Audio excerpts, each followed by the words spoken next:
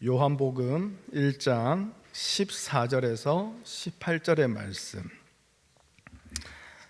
다 찾으신 줄 믿고 우리 한 목소리로 같이 읽겠습니다. 시작.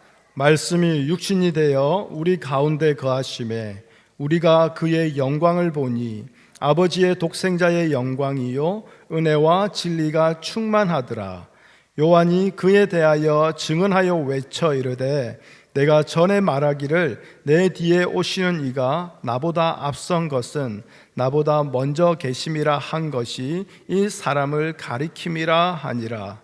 우리가 다 그의 충만한 데서 받으니 은혜 위에 은혜로라. 율법은 모세로 말미암아 주어진 것이요 은혜와 진리는 예수 그리스도로 말미암아 온 것이라. 본래 하나님을 본 사람이 없으되 아버지 품속에 있는 독생하신 하나님이 나타내셨느니라. 아멘.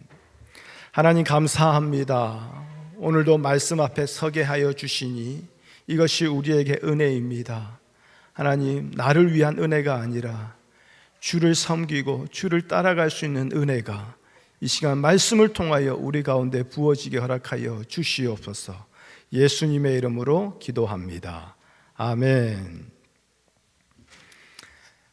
오늘 우리가 읽은 말씀 14절 다시 한번 더 보면 이렇습니다. 말씀이 육신이 되어 우리 가운데 거하심에 우리가 그의 영광을 보니 아버지의 독생자의 영광이요 은혜와 진리가 충만하더라.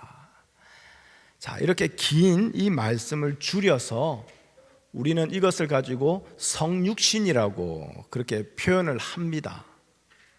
말씀이 육신이 되었다라는 거 참으로 신비스럽고 놀라운 일이지요. 그런데 이렇게 말하는 거는 보통 성탄절날 강대상에서 목사님이 설교할 때 이렇게 얘기하는 거고, 솔직히 우리는 말씀이 육신이 되었다라는 것에 별 반응이 없습니다. 그렇지 않습니까? 아니, 말씀이 육신이 되었다는데 그거 어째라고 그런 건 아니지만 그 말씀에 대해서 우리가 감격하고 그 말씀으로 말미암아 우리를 은혜를 받고 이런 게 별로 없다라는 거예요. 저도 왜 그럴까 한번 생각해 봤는데요. 우리의 태생이 그렇습니다.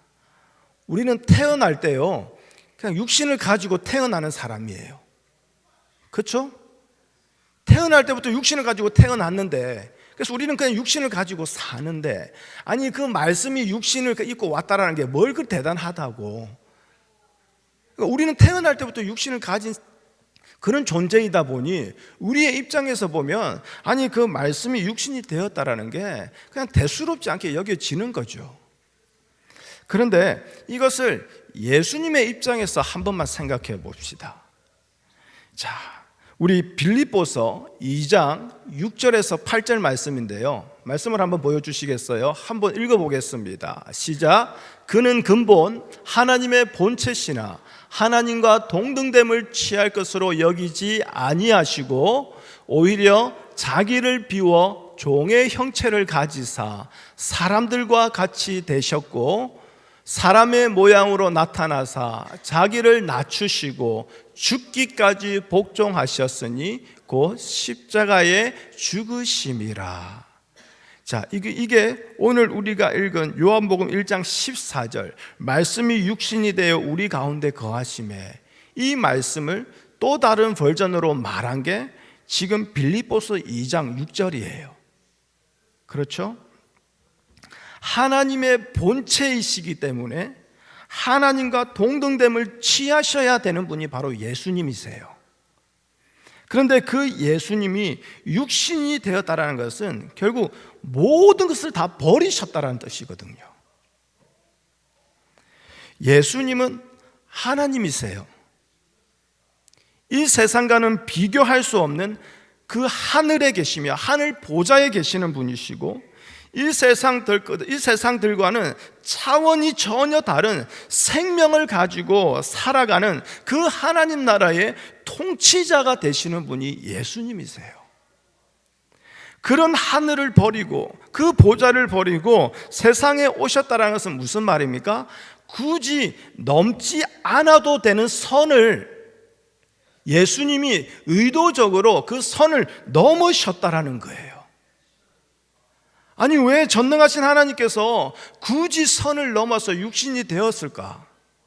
말 그대로 전지전능하신 분이시라면 굳이 육신으로 오실 필요 없이 그냥 말씀만으로도 우리를 충분히 구원시킬 수 있는 분 아니겠습니까?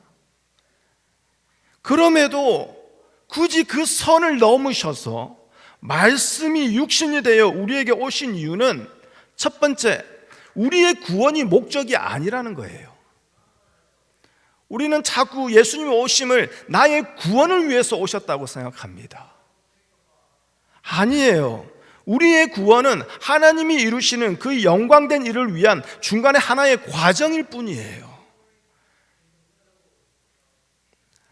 하나님이, 그 예수님이 친히 육신을 입어 이 땅에 오신 이유는 이 세상에 많은 사람들이 있는데 하나님이 찾는 참된 사람이 없었기 때문이에요. 그래서 그 예수님이 육신을 입어 이 땅에 오셔서 하나님 말씀에 온전히 순종함으로 말미암아 하나님이 찾으시는 참된 사람이 어떠한 자인지를 보여주기 위함이었다는 것이지요. 하나님을 기쁘게 한다는 사람들은 많은데 진실로 하나님의 기쁨을 위해서 사는 사람이 없었다라는 거.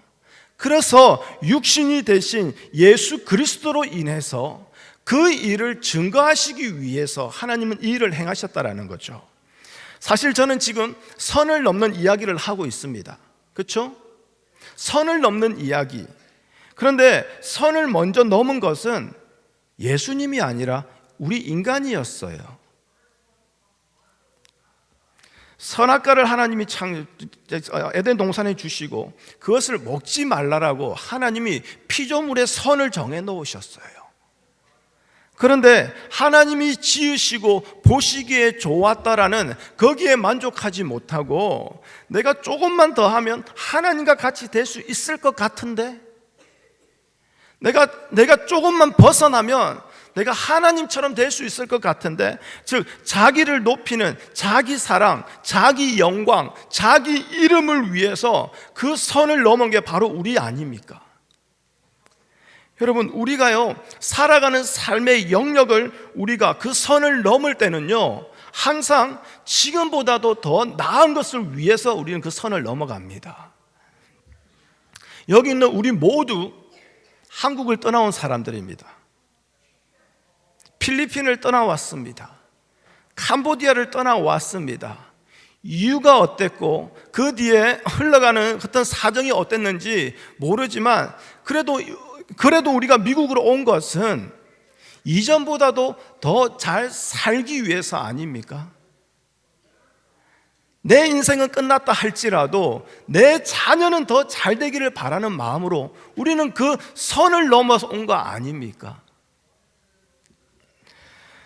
그러면 반대로 선을 넘지 않는 이유는 뭘까요? 우리에게 별로 크게 도움되지 않기 때문에 그렇습니다. 계산하고 따져봤는데 나에게 별로 유익이 되지 아니하니 우리는 그 선을 넘지 않습니다. 충분히 그 선 안에서 지금 하는 대로만 해도 먹고 사는데 지장이 없기 때문에 그렇죠. 그런데 이러한 태도가요 신앙에서도 그대로 드러난다라는 거예요.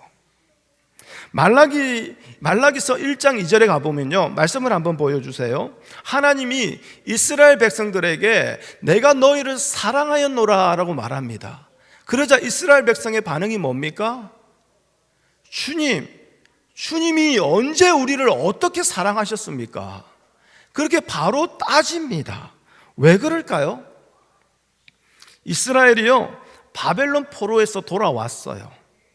돌아와서 먹고 살기도 힘든 그 상황에서도 성전을 다시 지은 거예요. 그리고 다시 지은 그 성전 안에서 그동안 중단되었던 그 제사도 다시 시작을 했어요. 그런데 그들의 삶이 별로 달라진 게 없는 거예요. 하나님께서 선지자를 통하여서 이스라엘의 번성과 회복을, 그 축복을 말씀하셨는데, 그래서 이스라엘이 다시 돌아오자마자 성전을 짓고, 비록 중간에 멈추고 딴짓도 했지만 그러나 결국은 성전을 짓고 그 성전에서 제사도 다시 드리고 있는데, 그렇게 세월이 흘러도 그들의 삶은 나아지는 것이 없다라는 거예요. 그러니 그런 가운데에 하나님이 내가 너희를 사랑하였노라 하니까 한마디로 어떻게 해요? 뚜껑 팍 열린 거예요. 하나님, 내가 지금까지 말 안 하고 참고 있었는데, 아니 하나님이 날 사랑했다고 하니까 제가 말 나온 김에 얘기합니다. 하나님, 언제요? 어떻게 해요? 바로 지금 그 모습 아닙니까? 우리도 신앙생활 하면서요, 자꾸 하나님의 사랑을 우리의 삶에서 확인하려고 해요. 내 삶의 형편을 가지고 확인하려고 해요. 내가 원하는 일들이 이루어지는 것으로 하나님의 사랑을 확인하려고 해요. 포로에서 돌아와 먹고 살기도 바쁜 그 상황 속에서도 그래도 자기의 그 삶의 선을 넘어가면서 헌신하고 봉사하여서 성전을 짓고, 그리고 제사도 다시 드렸는데, 그럼에도 불구하고 하나님의 사랑이 보여지는 그런 환경이 전혀 나에게 보여지지 아니하니 하나님 나를 언제 사랑했습니까? 라고 따지는 그 이스라엘들처럼 우리도 가끔씩 우리의 삶의 선을 좀 한 번씩 넘을 때가 있어요. 은혜 받았다고 하면서, 뜨거워졌다고 하면서, 열받았다고 하면서 그 선을 넘어서 유난히 교회에 와서 기도할 때가 있고 봉사할 때가 있어요. 평생 산 날 중에서 그런 날이 몇 날 됐는지 따져보면 몇 날도 되지 않는데, 근데 유난히 그런 건 다 기억하고 있어요. 그러면서 하나님, 내가 그렇게 했는데 그에 대한 하나님의 사랑은 어디 있느냐, 그렇게 따지지 않습니까? 그에 대해 하나님이 말라기서 1장 2절 후반부에서부터 이렇게 말씀하십니다. 함께 보겠습니다. 자, 보여주세요. 네, 시작. 나 여호와가 말하노라. 에서는 야곱의 형이 아니냐. 그러나 내가 야곱을 사랑하였고 에서는 미워하였으며 그의 산들을 황폐하게 하였고 그의 산업을 광야의 이리들에게 넘겼느니라. 너무 엉뚱한 말씀 아닙니까? 하나님 나를 언제 사랑했습니까? 그러니까 갑자기 에서와 야곱을 얘기합니다. 야곱을 사랑하시고 에서를 미워하셨다라고 말합니다. 그러니 이게 더 이해가 안 되는 거예요. 사랑의 하나님인데 왜 전부 다 사랑 안 해주고 왜 에서를 미워합니까? 그런데 하나님은 여기서 뭘 말하냐면, 하나님의 사랑은 하나님의 선택과 하나님의 부르심에 근거한 거라는 거예요. 야곱과 에서의 인간됨을 보시고 그들의 어떤 교회에서 행하는 많은 봉사와 헌신을 보시면서 사랑할 자와 미워할 자를 구분했다, 그게 아니라 사랑할 자로 야곱을 택하시고 미워할 자로 에서를 택하셨다라는 거. 그런데 여기서 우리의 마음이 불편한 게 뭐냐? 왜 누구는 사랑하고 왜 누구는 미워하냐, 이거예요. 근데 여러분, 여기서요 우리가 한 가지 중요한 걸 놓친 게 있어요. 그게 뭐냐면, 에서가요 미움을 받지 않아야 되는데 억울하게 하나님 때문에 미움을 받았다, 그게 아니에요. 여러분, 에서든 야곱이든 애당초 모든 인간은 그 하나님이 정해놓으신 그 선을 넘어버린 죄인입니다. 하나님의 원수요, 하나님을 대적하는 멸망의 자식들입니다. 에서든 야곱이든 그들이 어떤 존재든 상관없이 그들 모두는 하나님의 미움의 대상이라는 거예요. 우리 모두의 시작은 하나님의 미움의 대상이라는 겁니다. 우리가 지금 신앙생활을 10년, 20년, 30년 하다 보니 교회 안에서 맨날 말로는 죄인이라고 고백하면서 그렇게 기도도 하고 그렇게 말씀도 묵상하고 하다 보니 어느 순간 당연히 하나님께 사랑받는 사람으로 착각하고 있을 뿐이지, 우리의 존재 자체는 사랑이 당연한 자가 아니라 하나님의 진노의 심판이 당연한 자예요. 그렇다면 무슨 말입니까? 에서는 미움을 받는 그 자 그대로 그게 머물러 있는 것 뿐이에요. 변한 거 없어요. 근데 하나님이 야곱을 택하셔서 그 야곱을 미움을 받을 자에서 사랑을 받는 자로 옮겨 놓으셨다라는 거예요. 우리는 사랑받는 자에서 시작하다 보니까 자꾸 이상한 하나님으로 오해해요. 그런데 여러분, 우리는 사랑받는 자에서 시작하는 게 아니라 심판받고 멸망받는 자리에서 시작하는 자들이에요. 근데 거기서 하나님이 우리를 택하셔서 사랑받는 자로 옮겨 놓으셨다라는 거예요. 여러분, 이게 이스라엘이지 않습니까? 하나님의 사랑을 받을 수 없는 자였는데 야곱의 후손으로서 하나님의 선택으로 인해 사랑받는 자가 된 것이지요. 즉 이스라엘로 부름받게 된 그 자체가 이미 하나님의 사랑을 받은 것이라는 거예요. 그럼에도 그들은 이스라엘이라는 그 은혜의 자리를 이해하지 못합니다. 이스라엘이라고 불림받은 그 이름에 담긴 하나님의 사랑을 보지 못합니다. 여전히 세상의 형편과 환경에서만 하나님의 사랑을 이해하고 해석합니다. 그리고 거기서 하나님의 사랑을 확인하고자 했기에 하나님이 사랑하셨다라는 그 말씀이 이해되지 않았던 것이지요. 받아들일 수가 없었던 것이지요. 여러분, 우리도 마찬가지입니다. 성도라는 이 존재 자체가요, 하나님의 선택으로만 가능한 거예요. 하나님께서 택하시고 부르지 않았다면 우리는 성도로서 존재할 수 없는 자입니다. 제가 종종 말씀드리지만 제가 믿음의 가정에서 5대째입니다. 제 아들이 6대째고요.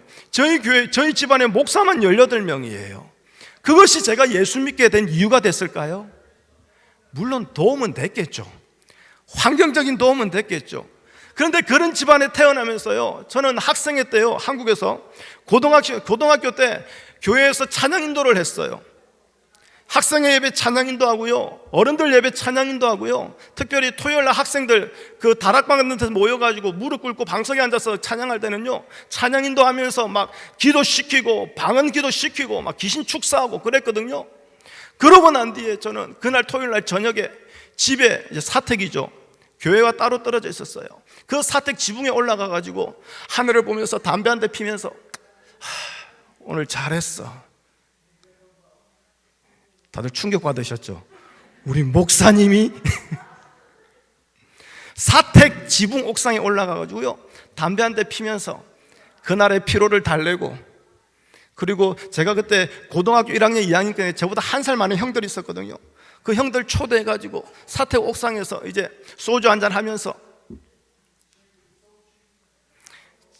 제가 딱 1년 그렇게 했어요. 1년 많이는 안 하고요, 딱 1년. 여러분, 우리가 성도로 부름받은 것은요, 우리의 환경의 조건이 있었기 때문이 아니에요.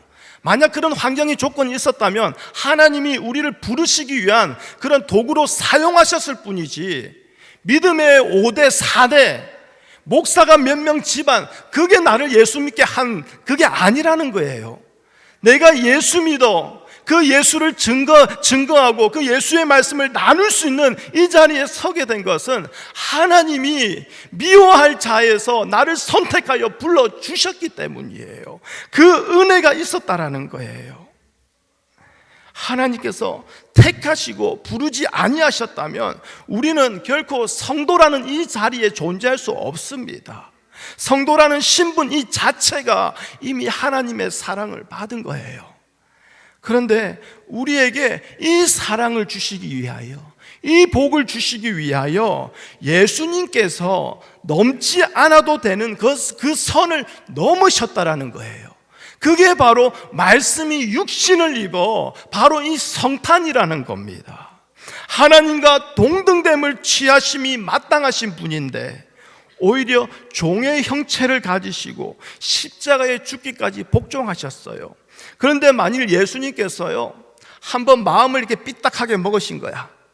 아니, 내가 그래도 하나님인데 아무런 가치도 없고 하찮은 저 인간의 몸을 입으라고? 오케이, 내가 100번 양보해서 그 인간의 몸을 한번 입어주겠는데, 그런데 참 저 인간들에게 죽으라고? 나 이거 못하겠어. 이 자존심이, 이건 내가 용납을 할 수 없는 일이야. 그러면서 그 예수님이 그 선을 넘지 않으셨다면 우리는 하나님과 같이 되고자 하여 넘어버렸던 그 선 너머에 오히려 갇히게 된, 그래서 그 이스라엘처럼 눈에 보이는 것을 나를 위해서 싸우며 살아가는 허무하고 불쌍한 삶을 살다가 영원한 하나님의 진노로 끝나버릴 운명 아닙니까? 영원히 하나님의 미움을 받는 그 자리에서 끝나버릴 우리의 운명이었지 않습니까? 그런데 예수님께서 친히 그 선을 넘으셨다라는 거예요. 영원한 생명에 계시는 주님께서 아침 이슬처럼 잠시 있다가 사라지는 이 허무한 육신을 입으셨다라는 거예요. 만물의 주가 되시는 그 예수님께서 종의 형체를 가지게 되었다라는 거예요. 그래서 그 선 너머에 갇혀있던 우리를 건지시고 생명으로 옮겨주신 것, 이건 우리의 존재가 바뀌었다라는 것이고 우리의 삶의 방향이, 목적이, 삶의 가치가 달라졌다라는 것이지요. 그건 무슨 말이냐? 이제 우리는 눈에 보이는 번성을 쫓아가는 자가 아니라는 거예요. 자신을 위해서 더 많은 것을 쌓는 자가 아니라는 거예요. 왜냐하면 그 하나님의 사랑은 보이는 것으로 측량할 수 없다라는 것을 알게 되었기 때문이에요. 여러분, 이게 바로 믿음 아닙니까? 히브리서 11장의 말씀대로 믿음은 보이지 않는 것들의 증거라고 했는데요, 이 말씀은 결국 우리가 볼 수 없는 것을 증거하게 하고 보는 것처럼 믿게 하는 그 믿음으로 말미암아 보이지 않는 하나님의 세상을 바라보고 소망하게 되었다라는 것이고, 그래서 하나님의 사랑을 더 이상 눈에 보이는 것에서 찾지 않는 차원이 다른 존재가 되었다라는 것이지요. 여러분, 성탄의 기쁨을요, 보이는 것에서 찾고자 하지 마십시오. 성탄의 기쁨은 말씀이 육신이 되어 우리 가운데 거한 겁니다. 하나님과 단절되었던 우리가 생명으로 다시 연결되어진 이 은혜 말입니다. 이것을 보는 자들이 바로 오늘 우리가 읽은 요한복음 1장 14절에 나오는, 거기에 나오는 우리라는 자들이에요. 요한복음 1장 14절에 보면 말씀이 육신이 되어 우리 가운데 거하심에 우리가 그의 영광을 보니, 여기 말하는 우리가 누굽니까? 바로 아버지 뜻에 대한 아들의 순종으로 말미암아 그 아버지의 영광을 보게 된 자들. 그래서 하나님 말씀에 대한 순종하는 것을 하나님에 대한 영광으로 보게 되는 그 자들을 말하는 거예요. 그렇다면 하나님은 지금 성탄을 보내고 있는 우리들에게 무엇을 말씀하실까요? 바로 하나님과 동등됨을 취하여야 되는 그 예수 그리스도, 그 예수 그리스도께서 친히 그 선을 넘어오신 것처럼 우리도 예수님처럼 우리가 만들어 놓은, 우리가 세워놓은 그 선을 넘어가기를 바라지 않으실까요? 신앙생활도 지금까지 했던 대로 해도 아무런 문제가 없었기 때문에 그 선을 넘지 않았습니다. 지금까지 내가 해왔던 신앙생활의 선이 있습니다. 주일날 하루 가서 예배 드리는 거, 그거 했습니다. 아침에 일어나서 기도하고 말씀 묵상하는 거, 아침 큐티 했습니다. 식사 때마다 감사기도 했습니다. 그리고 11조도 드렸고요. 때가 되면 때에 따라서 성탄 감사, 추수 감사, 부활절 감사, 감사한 것도 다 드렸습니다. 더 이상 선을 넘지 않아도 괜찮았어요. 그것으로 나는 하나님과 아무런 문제가 없는 것으로 여겼거든요.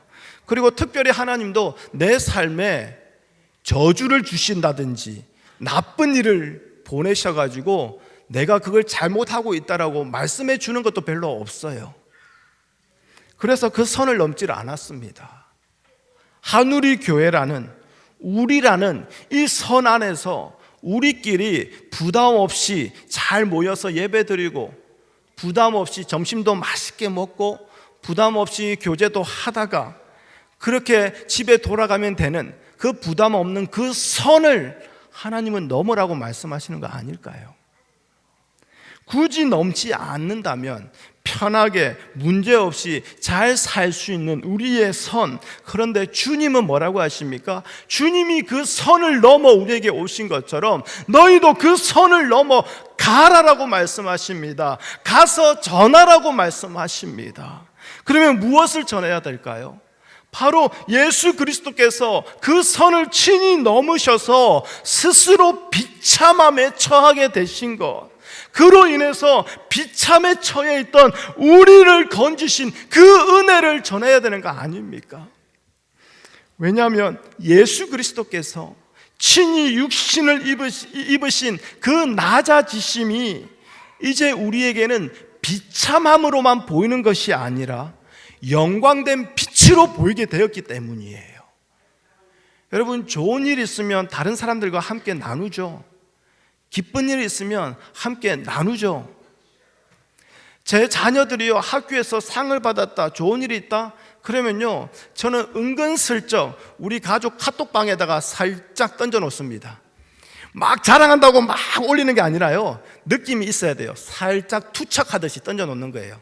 이렇게 탁 던져 놓고, 아이고 야긴이가 뭐 이랬네요.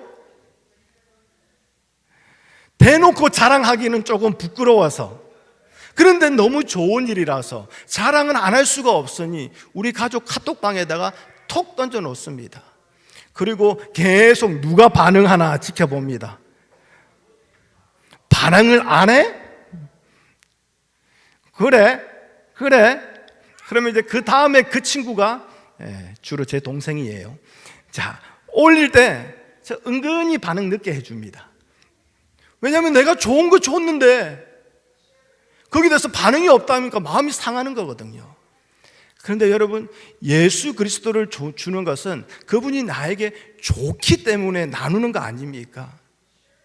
그런데 예수 그리스도가 좋아서 나누는 것은 이건요, 여기서 끝나는 일이에요. 거기에서 나머지 반응이 어떻게 오는지 그거는 하나님이 하실 일이죠. 여러분, 우리는 바로 그 예수 그리스도가 이제는 육신을 입어 이 땅에 오신 그 비참하신 분으로 끝나는 게 아니라 영광된 분으로 우리에게 보여지기 때문에 그 좋으신 분을 우리는 나누는 거예요. 그리고 예수 그리스도 안에서 우리도 그 선을 넘어 낮아진 모습으로 예수님처럼 살아가야 되는 것 역시 예수 그리스도의 영광에 참여하는 것이 됨을 믿기 때문에 이러한 믿음의 행함이 결국 하나님이 사용하시는 예수 그리스도를 증거하는 통로가 되고 도구가 되는 것이지요. 오늘 우리가 점심 식사를 하고 난 뒤에 성탄절 나섬을 나가게 됩니다. 이 나섬이 바로 이런 시간이 되었으면 좋겠습니다. 물론 추운 날씨에 평소에 걷지도 않는 이 길거리를 걸어가려고 하니까 은근히 마음의 부담도 되실 겁니다. 벌써 고민이 될 거예요. 목사님이 가자고 하는데 가 마라. 안 가면 편하거든요. 그 선을 넘지 않으면 내 육체는 편안하게 안식을 누릴 수 있거든요. 그런데 오늘 우리도 그 선을 한번 넘어봅시다. 육체적으로, 마음적으로, 우리 정신적으로, 영적으로 그 선을 오늘 한번 넘어봅시다. 그래서 가봅시다. 가서 전해봅시다. 육신을 입어 이 땅에 오신 그 예수님의 그 영광된 모습을 우리가 한번 전해보자라는 겁니다. 우리가 어떤 은혜와 사랑을 받았는가 한 번만 생각해 보자라는 겁니다. 그리고 성탄을 맞이하는 지금 우리가 무엇을 보고 있는가 한 번만 생각해 보자라는 겁니다. 낮아지신 예수님에게서 은혜와 진리의 충만함을 보고 계십니까? 독생자의 영광을 보고 계십니까? 예수 그리스도의 낮아지심이 진정 은혜와 진리로 보여지고 영광된 것으로 보여진다면 우리 또한 우리가 세워놓았던 견고한 우리의 선을 넘어 낮아지신 예수 그리스도를 따라가는 삶을 추구할 수밖에 없는 것 아니겠습니까? 세상에서 높아지고 평안해지는 것, 그것이 하나님의 사랑이요 영광이요 그것이 잘됨이 아니라 하나님 말씀에 순종하게 되는 것, 그것이 하나님께 영광이 되고 그 말씀에 순종하는 힘을 받았다라는 것, 그 자체가 하나님께 사랑을 받고 있다는 증거가 되지 않겠습니까? 여러분, 이스라엘이요 하나님을 말했어요. 조상 대대로 하나님을 말해왔습니다. 그리고 그 하나님의 기쁨을 위해서 산다고 그렇게 주장했던 자들입니다. 그런데 결국 그들이 하나님을 위해서 한 것은 무엇이었습니까? 자신들의 성공과 행복을 위한 결국 종교적인 행위로 그쳐버리고 말았던 거죠. 그러니 성전을 다시 짓고 그 성전에서 희생제물에 피를 뿌리면서까지 그렇게 제사는 드렸지만 그 피에 담겨진 하나님의 용서와 사랑의 은혜를 보지 못하였기 때문에 자신들이 하나님 앞에서 무엇을 잘못하고 있는지 보지 못한 것처럼 오늘 우리가 성탄절을 보내면서도 말씀이 육신을 입어 우리 가운데 오신 그 예수 그리스도를, 그 예수 그리스도의 영광을 보지 못한다면 우리들 또한 그저 교회에 와서 예배드리고 예배드림으로 말미암아 하나님이 지켜주고 복 줄 거라는 세상의 종교와는 전혀 차이가 나지 아니하는 우상 숭배하는 자로서 이 자리에 서 있음에도 불구하고 그것을 보지 못하는 그 우를 범하게 되지 않겠느냐 이 말입니다. 여러분, 육신으로 오셔서 우리 가운데 거하신 예수 그리스도에게서 은혜와 진리를 볼 수 있게 되기를 바랍니다. 그리고 독생자 그리스도의 영광을 보게 되기를 바랍니다. 그렇다면 우리는 우리의 선을 넘어 하나님이 기뻐하시는 길을 갈 수 있게 될 것입니다. 왜냐하면 우리의 선을 넘었다라는 것은 그 자체가 세상이 은혜로 보지 않는 것을 은혜로 보게 되었다라는 겁니다. 세상이 영광으로 여기지 않는 것을 우리는 영광으로 여기며 영광으로 보며 쫓아가게 되었다라는 뜻이기 때문에 그런 거죠. 이렇게 우리는 생명의 길로 인도받고 있는 자들입니다. 여러분, 그 생명의 길 함께 가지 않겠습니까? 우리끼리가 아니라 밖에 그 선을 넘어 함께 가자라고 우리가 초청해야 되지 않겠습니까? 육신으로 오신 예수 그리스도에게서만 은혜와 진리를 발견하게 되는 이 성탄의 축복과 기쁨을 선을 넘어가서 전할 수 있는 그런 메리 크리스마스로 우리가 함께 보낼 수 있었으면 좋겠습니다. 이것이 성탄을 맞이하는 우리가 하나님께 영광을 돌리는 방법입니다. 함께 기도하겠습니다. 주님, 감사합니다. 육신을 입어 이 땅에 오신 주님, 굳이 넘지 않아도 되는 그 선을 작정하시고 열심으로 넘어오셔서 그 선 너머에 갇혀 하나님의 미움으로 진노의 심판으로 끝날 수밖에 없는 우리에게 주님이 다가와 주셨습니다. 그 사랑으로, 그 은혜로 우리가 하나님을 알게 되고 하나님을 예배하게 되고 하나님의 자녀로서 이 땅을 살아가게 되었는데, 하나님, 이것이 어느 순간 우리가 세워놓은 우리의 선 안에 갇혀버리고 말았습니다. 주님, 이제 그 선을 넘어가게 우리를 붙들어 매어 주시옵소서.